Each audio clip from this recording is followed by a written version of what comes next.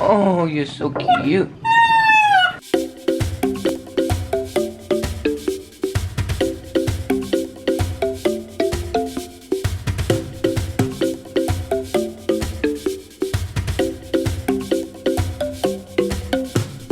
Hey, what's up guys, Jon here, back from another South African adventure. As many of you may know, I've taken quite a few trips to South Africa where I volunteer with animals at different conservation programs. This time I had the pleasure of getting to work with one of Africa's most precious and most critically endangered animals.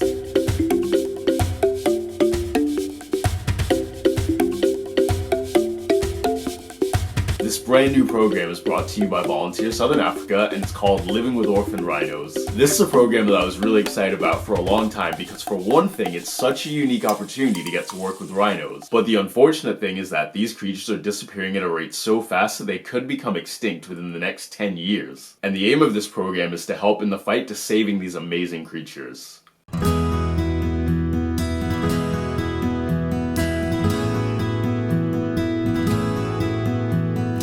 I've mentioned this before in previous videos, but one of the biggest problems right now affecting wildlife in South Africa is rhino poaching and the illegal rhino horn trade. Because of the false belief that it's an aphrodisiac or that it cures cancer, rhino horn is often used in Eastern medicine, and in some parts of the world it's worth more than diamonds, platinum, and gold. Basically, imagine a rhino or any other animal walking around in the wild with the world's biggest and most expensive diamond growing out of its face. This means the poachers will do pretty much anything they can to get their hands on the rhino's horn.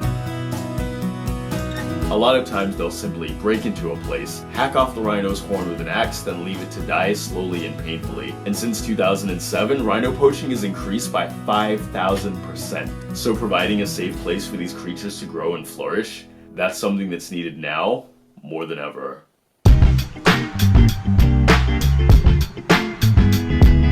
The rhinos at this program typically come from Kruger National Park, and they're usually babies whose mothers have been killed by poachers. The facility is not open to the public. It's not a tourist attraction, it's real conservation. So the only way to do this is to volunteer and to secure one of the limited spots available. The program is run by a woman named Petronelle who's worked in the industry for many years. She's incredibly passionate about what she does, and she runs a really tight ship. My name is Petronelle Niva. I'm the founder and owner, and we're on a farm. It's about 342 hectares where we work and look after baby rhinos and injured and orphaned other animals as well. The project's aim is to save as many baby rhinos and other animals in distress as possible. We are the largest rhino orphanage in the world. You can expect to work very hard. You can expect to work long hours to get your hands dirty. This is not the petting zoo at all. We also do a lot of research.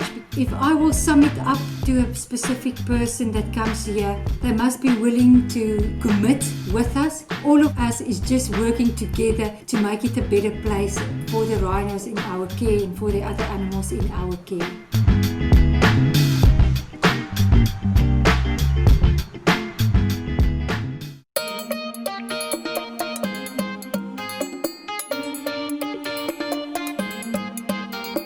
Good morning guys, it's about 6 a.m. Today is my first full day at the all-new Living with Orphaned Rhinos program. First impressions, this place is really beautiful. We are completely surrounded by mountains. Not really sure what to expect as today is going to be my first full day, but we're meeting up at 6:30 and we're going to get ready for the first feeding.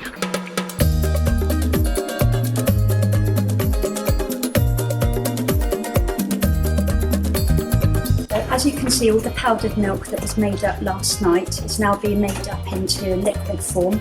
So we're adding hot water and giving it a good old mix to make sure that all the powder is properly mixed. And then it all gets poured into the rhinos bottles, a lot of them are all named. And we make sure that it's all done evenly so they get an even amount of milk.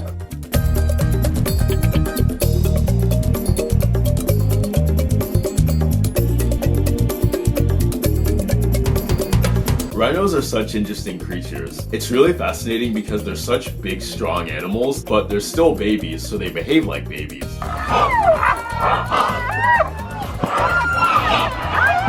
When you feed them, you have to make sure that they all get fed at the same time so they don't start fighting each other. And you have to move quickly because as soon as they see you coming with the bottles, they start to get restless.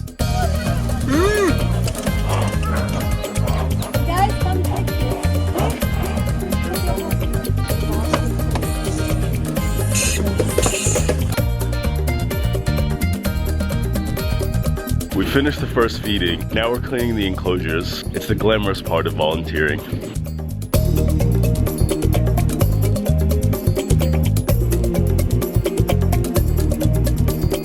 So feeding wild animals is always interesting, but depending on the animal, it's not always as simple and straightforward as it sounds. There's several feedings all throughout the day, but my personal favorite was the 11 o'clock feeding. For the 11 o'clock feeding, we'd actually go in with them to give them their bottles. And being hungry babies who want their bottles, we'd have to move really quickly. Because again, as soon as they see you with the bottle, sometimes they'd immediately just start running towards you. And yes, they're babies, but no matter what the size, you probably don't want to have a herd of rhino charging towards you without some kind of barrier in between.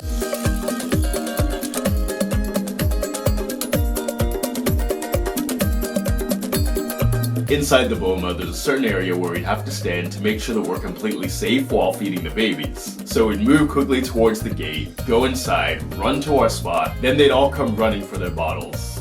Yeah, coming.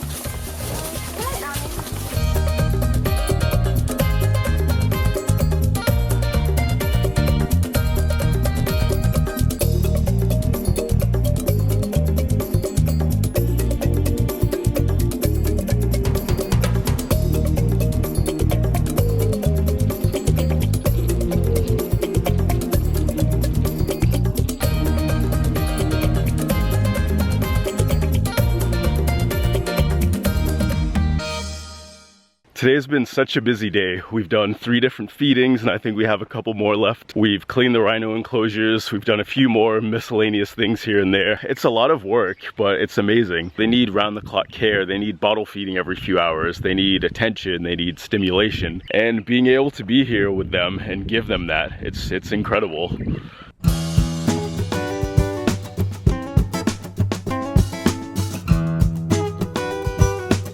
Thank you for making eggs this morning, Daphne.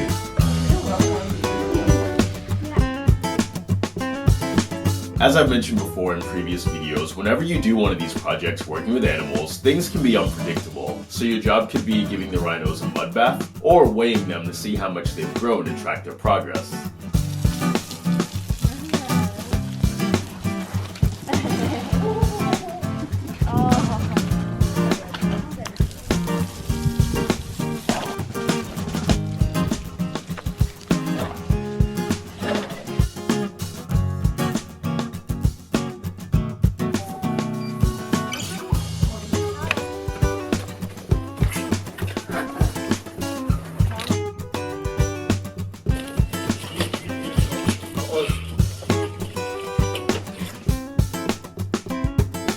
We just weighed Oz, Don, Warren and Lofo. So we had to split up some bottles of milk so that we had more time to leave them around. Got them onto the scales, registered what they got and then walked them back into their night pen. It was awesome, it was very cool.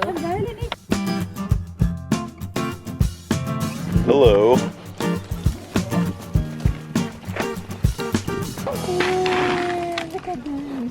Although there are a lot of different animals at the project, my personal favorite animal was a baby rhino named Lofo.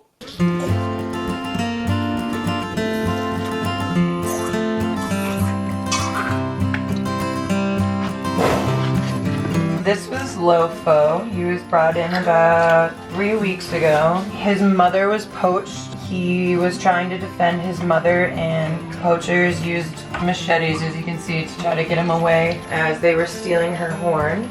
And so he's kept in quarantine right now until his wounds are healed, but he's still so little.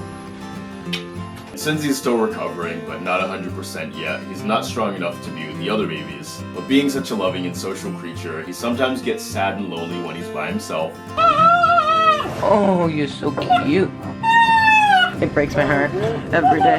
So one of the things we were lucky enough to get to do was to go inside and spend some time babysitting him.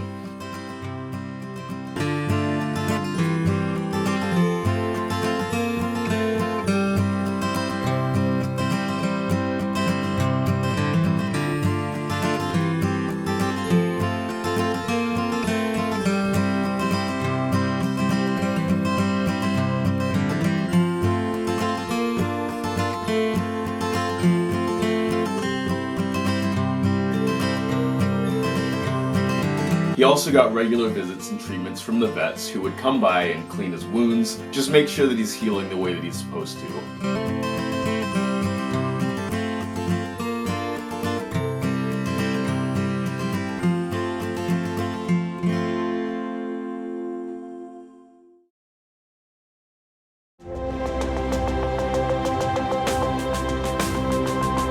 Being at this project was really eye-opening for me. I learned so much, not just about rhinos in general, but also about the plight that they're facing in their struggle.